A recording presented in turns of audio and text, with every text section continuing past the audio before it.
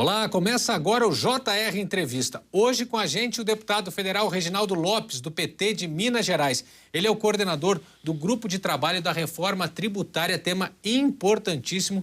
Muito obrigado pela sua atenção. Seja bem-vindo ao JR Entrevista. Já começo, deputado, para a gente esclarecer, o senhor coordenou esse grupo de trabalho por mais de 3 meses, qual a importância de um projeto como esse para a economia e para o país como um todo? Então, Guilherme, primeiro nós queremos simplificar o nosso sistema tributário. Hoje nós temos um sistema que não é de regra, é de exceções. São 460 mil normas. Então nós queremos unificar os impostos, né, sobre consumo, os impostos indiretos, que o cidadão paga escondido, embutido, por dentro. Então nós queremos pegar o PIS, a COFINS, o IPI, o ICMS e o ISS e criar um único imposto. Certo. Um imposto de valor agregado. Então, o cidadão, ao chegar no supermercado, comprar um serviço, uma mercadoria, ele vai saber quanto que ele está pagando de fato pelaquela mercadoria, por aquele serviço. Porque o imposto será por fora, transparente. E também, isto vai dar mais eficiência ao nosso modelo econômico, ao setor produtivo. Porque hoje ele paga imposto sobre imposto. Imposto feito em cascata. Em toda a cadeia de produção, ele vai pagando imposto. O imposto que nós vamos criar chama imposto de valor agregado, ou imposto de valor adicionado. É só aquilo que adicionar na próxima etapa produtiva que ele vai pagar o imposto. Então, vai ter uma diminuição. Aí depende da cadeia produtiva. No mínimo de 7% até 20% do preço do produto. Sim. Isso vai fazer o Brasil ficar mais competitivo. Então, hoje o Brasil, em especial o setor de mercadorias ou de bens de transformação, por exemplo, um produto de valor agregado, ele fica mais caro para a indústria brasileira exportar. Claro. Porque ele tem ali um modelo que a gente fala cumulatividade tributária, porque é cobrar imposto em efeito cascata. Então, o Brasil perdeu espaço para ser um país exportador com valor agregado, tanto que a nossa déficit na balança comercial, na importação e exportação, é de 128 bilhões de reais. Sim. E 1 bilhão de dólares, desculpa, Sim. 1 bilhão de dólares significa 30 mil empregos diretos na economia. Então, com esta reforma, nós vamos voltar a ser mais competitivos no mercado interno, porque hoje nós estamos perdendo espaço para os importados. Sim. Nosso mercado de varejo perde com as compras no comércio eletrônico, as importações. Então, nós vamos ficar mais eficientes, vamos produzir mais baratos os produtos para o povo brasileiro. Mas também vamos ganhar o mercado internacional, porque nós vamos diminuir os preços, Sim. porque nós vamos diminuir, em tese, a carga tributária. Então, é muito bom para a economia, porque vai gerar mais empregos para o nosso povo, né? Com isso, a economia vai crescer e nós vamos gerar mais renda para o povo brasileiro. Sim. Os estudos apontam que com essa simplificação, nós vamos ter um crescimento econômico nos próximos 10 anos de 12% a 20%. Isso significa que nós vamos... Só com essa medida? Só com essa medida, só com a simplificação, né, tirando a cumulatividade tributária, parando de cobrar imposto do imposto em efeito cascata, nós vamos vender mais para fora, vender mais aqui dentro do mercado e vamos gerar mais empregos. Nós vamos gerar mais renda per capita para a família. Certo. Então, nós acreditamos que de R$500 por mês, R$6.000 de renda per capita a mais para as famílias brasileiras. Bom, só essa pergunta, já tem um monte de perguntas que estão surgindo aqui, que eu estou pensando. Mas antes de a gente falar do imposto agregado, quando o senhor fala de ganhar competitividade, por exemplo, no mercado internacional, isso não se deve muito mais à nossa perda de eficiência ou de dinamismo na indústria do que exatamente só da questão tributária? Olha, nós vamos diminuir o custo do Brasil. Sim. Então, numa escala de 0 a 100, 80% o custo é tributário.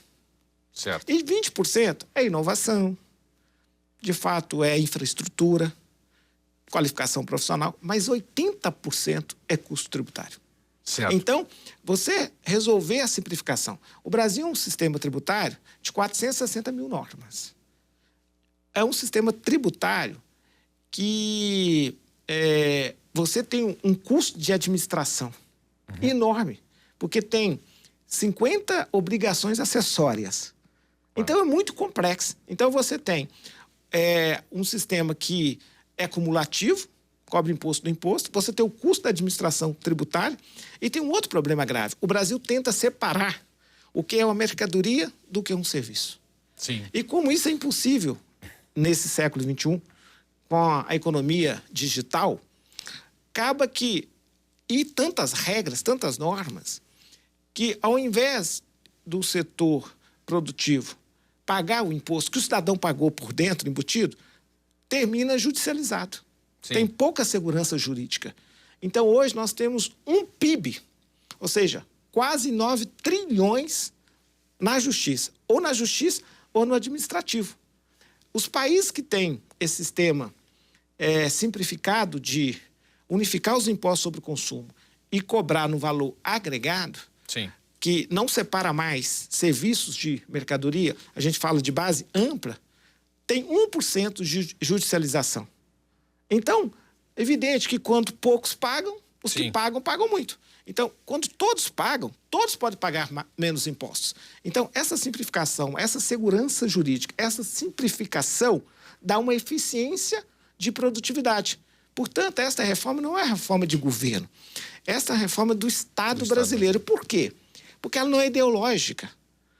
De 195 países filiados à ONU, 174 países tributa pelo valor adicionado, pelo valor agregado. Pois é, eu não sei, eu perdi as contas de quantas vezes eu acompanhei tentativas de mudanças tributárias no Brasil, reformas tributárias.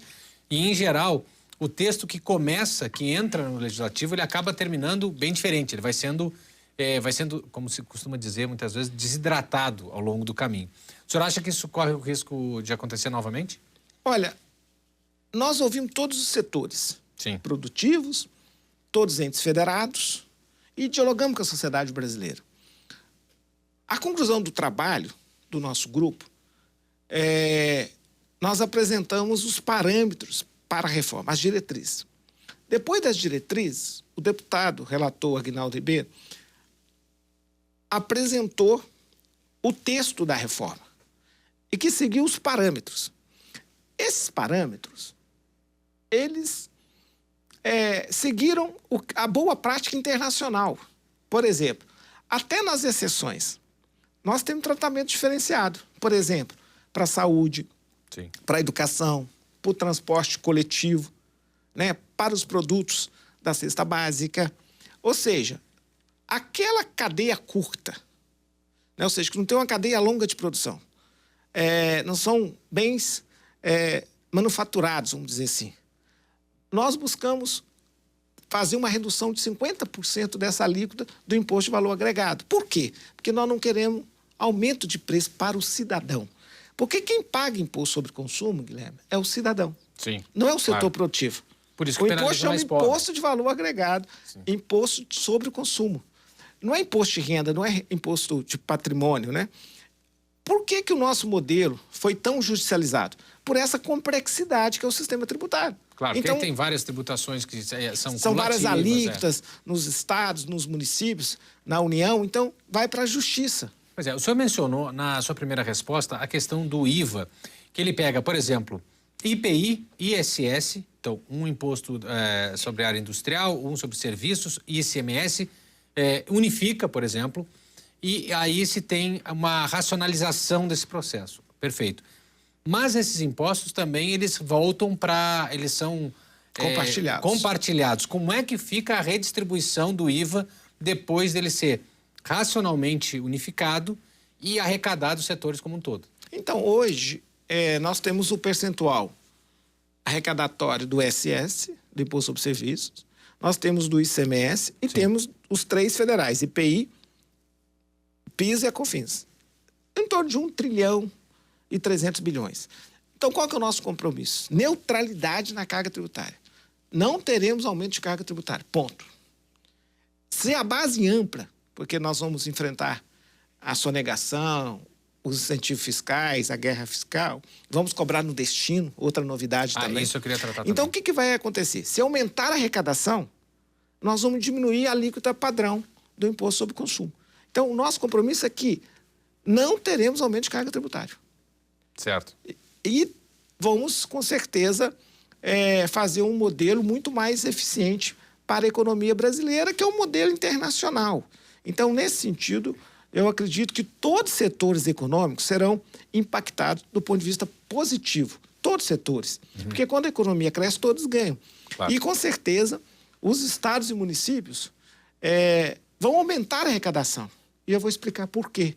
Porque nós vamos distribuir agora o recurso não mais pela origem, pelo destino. Porque não tem sentido um contribuinte de Brasília comprar um produto ou um serviço e pagar imposto para outro estado. Não faz sentido. Ele mora naquele território. Ele tem que pagar o imposto onde ele mora, onde ele está consumindo. Então, isso também vai permitir um equilíbrio federativo melhor.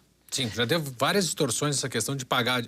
Hora cobra, determinado produto cobra na origem, outro cobra no destino. E agora tudo será no destino. E acabou sendo quase que um novo capítulo da guerra fiscal. Sim. Uma discussão entre os estados aí sobre quem recebe, quem recolhe esse dinheiro, né? Sim. Agora não, tudo será cobrado no destino. Perfeito.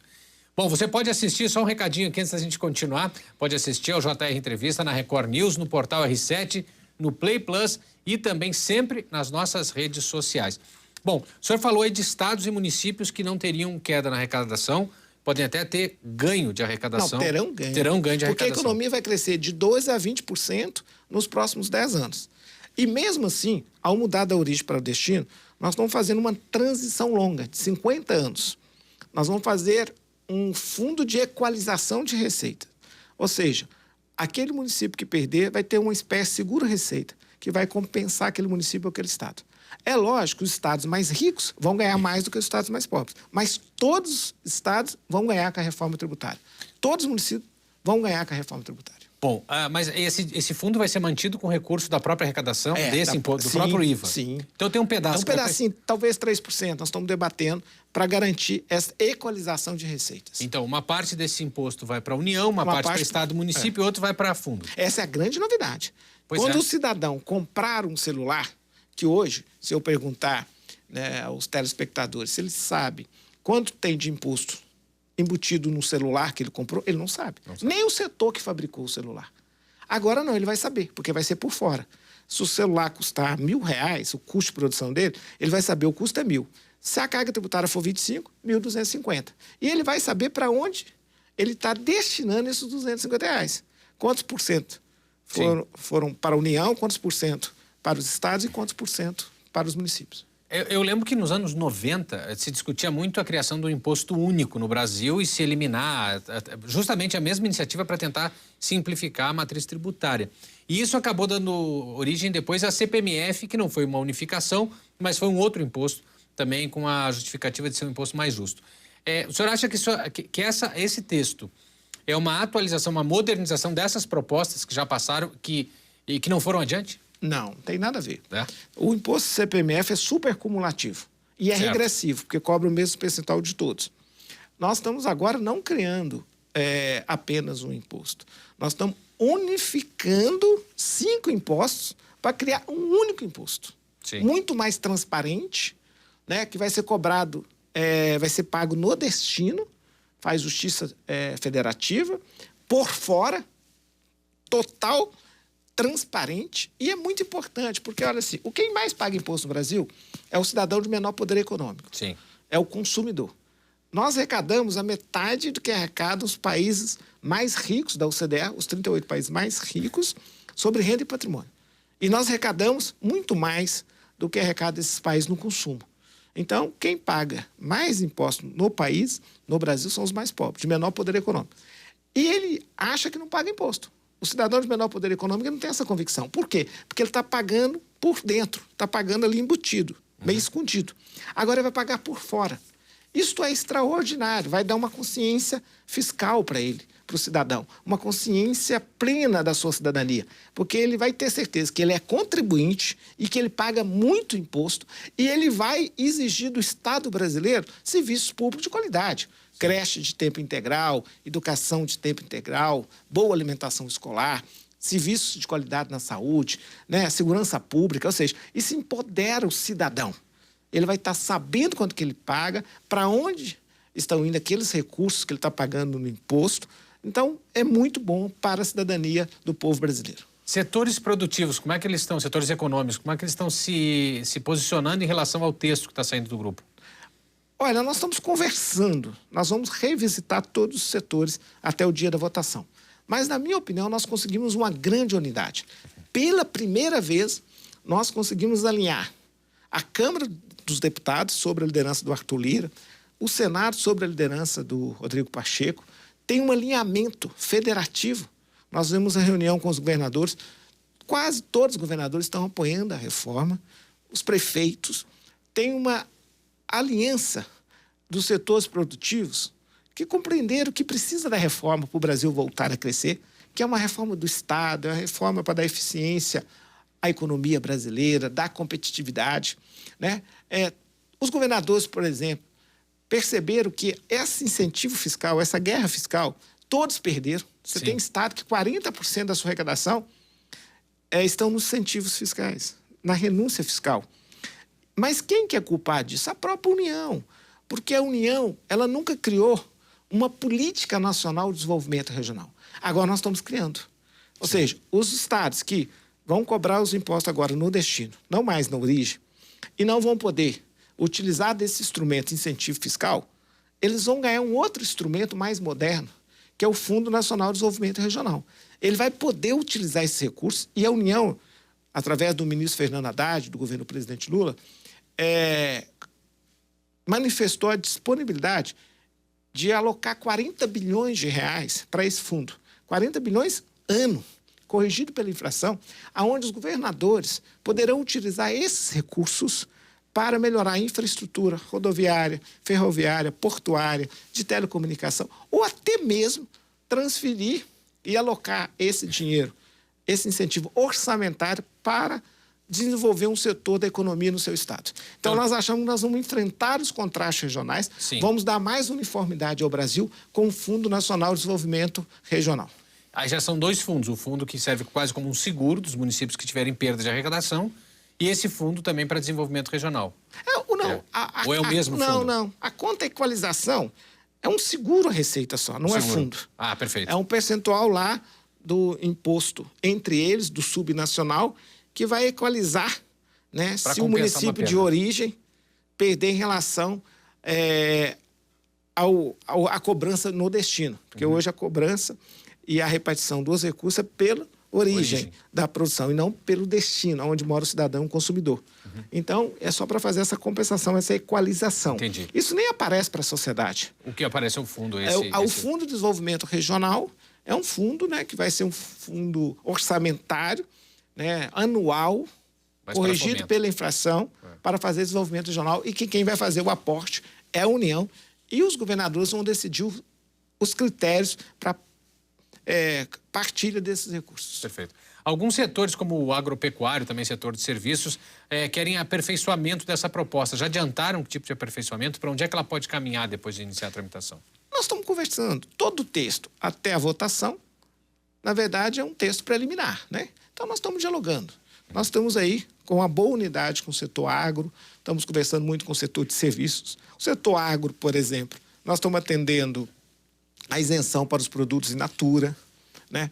Já reduzimos produtos da cesta básica em 50% da alíquota.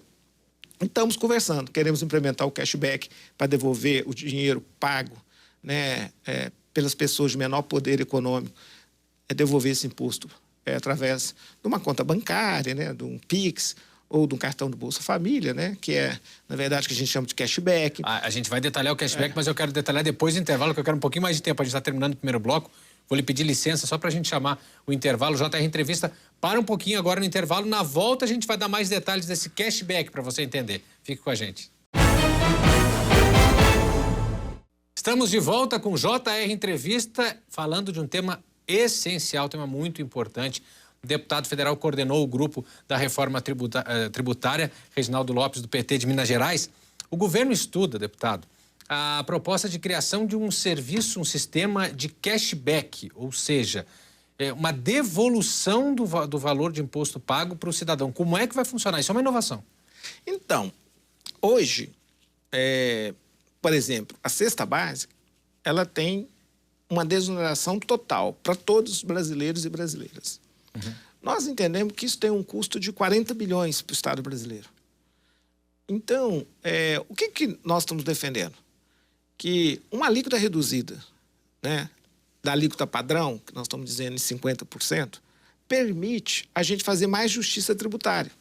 Ou seja, devolver para as pessoas de menor poder econômico, né, aquele imposto pago, por exemplo, nas compras em relação à sua alimentação. Certo. Então, você determina um valor, vamos lá, R$1.000, e vamos devolver esses impostos pagos, né? Se a alíquota for 12,5%, por exemplo, R$112,50 para o cidadão de menor poder econômico. É evidente que nós estamos criando um mecanismo de devolução. Quem vai decidir isso é a política. É o plenário da Câmara dos Deputados e o plenário do Senado. Ou seja, e o detalhamento se dará por lei complementar. Né? Ou seja, quem é o público elegível, né? Qual que é o valor máximo das compras, né? Sim. Mas eu acho isso tão importante, sabe por quê? O cashback, ele vai dar cultura fiscal para o cidadão. Ele vai compreender que ele é pagador de impostos, um imposto que ele pagava hoje escondido, ele vai pagar por fora, e mais, ele vai receber, porque ele tem uma renda menor, ele vai receber aquele imposto de volta. Então, isso você faz o modelo brasileiro, que o imposto sobre consumo, impostos indiretos, geralmente ele é neutro, tem a mesma carga tributária para todos. Nós podemos dar progressividade, ou seja, quem ganha mais, paga um pouco a mais. Quem ganha menos, paga um pouco menos. Então, acho que esse é o sentido da devolução dos impostos. Eu costumo dizer, Guilherme, que as pessoas de maior poder econômico, de maior renda, ao declarar o imposto de renda, eles recebem cashback. Restituição da educação, restituição da saúde, é um cashback. Pessoas que frequentam algumas lojas, alguns produtos, recebem parte de volta em cashback também, né? Ou em dinheiro, ou um crédito para comprar para a próxima compra, né? Então, eu acho que seria muito importante, do ponto de vista da justiça social, né, para a gente devolver esses impostos pagos para as pessoas de menor poder econômico, que vai aquecer a economia. Vamos girar a roda da economia. As pessoas vão poder consumir mais. Sim. Então, aquece a economia e faz a economia crescer. Essa devolução de parte dos impostos pagos para as pessoas de menor poder econômico. Não deixa de ter um valor pedagógico também. O senhor mencionou o caso do imposto de renda, só consegue restituição do imposto de renda que está informado sobre como o critério para pedir, por exemplo, aquela devolução. É a mesma coisa, porque a pessoa vai ter que estar atenta e saber mais ou menos... E ajuda na formalização da economia. Porque a pessoa não vai comprar mais sem nota. Não tem como. Ele tem que receber o cashback. Sim, né? mas a pessoa paga o produto e ela vai juntando aquelas notas? Pode ser pode ser automático. O automático. Pode ser automático. Hoje nós temos o CPF como cadastro nacional, como documento nacional. Nós temos a biometria do TSE, que pode ser utilizada. Nós temos o CAD único do Bolsa Família. 94 milhões de brasileiros. Nós temos o Pix. Então, a pessoa acabou de comprar, tem o CPF dela, tem a nota fiscal eletrônica, e já transfere imediatamente ali, via Pix, né? Ou para o cartão do Bolsa Família, ou numa conta bancária. Então, é possível. O Brasil tem tecnologia para implementar um cashback. Tem outros países que já estão implementando o cashback. A devolução dos impostos. Desse valor. Essa proposta já está no texto que está saindo, ou isso ainda é alguma coisa que vai ser proposta mais adiante? Não, já está no texto. Já está no texto. No texto preliminar, nós criamos esse mecanismo de devolução de parte dos impostos pagos para as pessoas de menor renda e poder econômico. Aí acaba sendo até um complemento a outros recursos sociais que acabam caindo na conta das pessoas. Eu costumo dizer que hoje o governo dá o Bolsa Família com a mão esquerda e o sistema tributário injusto, que cobra o imposto escondido, embutido, por dentro, né? Imposto sobre consumo, toma com a mão direita. Então, é fundamental devolver esse imposto. O que justifica você, Guilherme, eu, as pessoas que têm uma renda maior, comprar alguns produtos isentos? E uma mãe, solo, negra, 3 filhos, que recebe R$1.000 do Bolsa Família, tem que pagar esse imposto. ou ter a mesma desoneração. Isso é uma crueldade. Então é melhor devolver, né, esse dinheiro desse imposto pago para esta mãe. Ela vai comprar mais, ela vai melhorar a qualidade da educação do seu filho, da alimentação, da saúde, né, do lazer. Então é fundamental. E sem falar que é muito educativo. Eu volto a repetir, é uma educação cultural, né? Ou seja, é uma educação fiscal, é uma educação que o cidadão, há um empoderamento. Sim. Como cidadão pleno de direito para cobrar do Estado brasileiro mais eficiência, inclusive, nos gastos públicos, nos investimentos públicos. Claro. É contrapartida dos serviços públicos de melhor qualidade. Então, acho que é muito importante esse instrumento da devolução através do cashback, né, dos impostos pagos para as pessoas de menor poder econômico. Perfeito. Olha, a gente achou até que o tempo passou voando aqui, porque é muito assunto para a gente falar, mas eu lhe agradeço, essa discussão está em andamento, vai começar em seguida, e a gente, claro, evidentemente vai acompanhar na nossa programação. Deputado Reginaldo Lopes, muito obrigado pela sua atenção aqui com o JR Entrevista, nosso tempo terminou. Até a próxima, boa sorte na discussão. Eu que agradeço. Vamos juntos. JR Entrevista fica por aqui, lembrando sempre que você pode assistir ao JR Entrevista na Record News, no portal R7, no Play Plus e nas nossas redes sociais. Muito obrigado pela sua audiência, pela sua companhia. Até a próxima. Tchau, tchau.